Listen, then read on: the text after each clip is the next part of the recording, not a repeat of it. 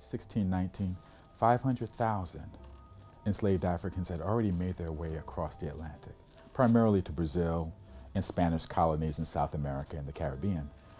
So with that context, we see that slavery is not new, and we see that transatlantic slave trading is not new. That began in 1502.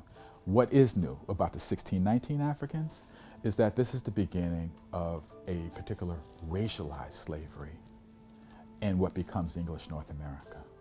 For the 1619 Africans, what happens here is I think there's a realization that, oh, here we have a permanent labor force at our disposal. We don't have to release them after 4 to 7 years like they did the indentured servants. And in a labor-starved colony like Jamestown, I think people like Yardley and Piercy and other landholders see this as an opportunity.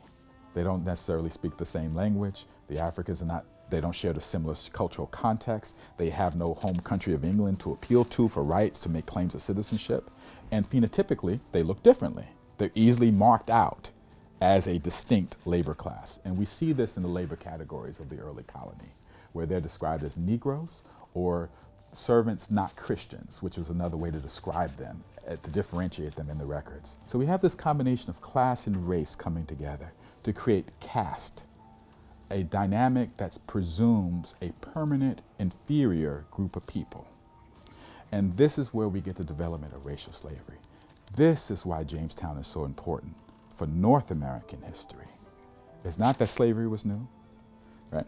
But it's this particular form of racial slavery that develops in what becomes America that creates that racial caste system and ideas, ideologies of white supremacy and black inferiority that continued over these 246 years of slavery and beyond. So the interesting dynamic of all of this, the result of all of this, is that by 1860, on the eve of the Civil War, America has 4 million enslaved people, which makes it the largest slave society in world history. And that began at Jamestown.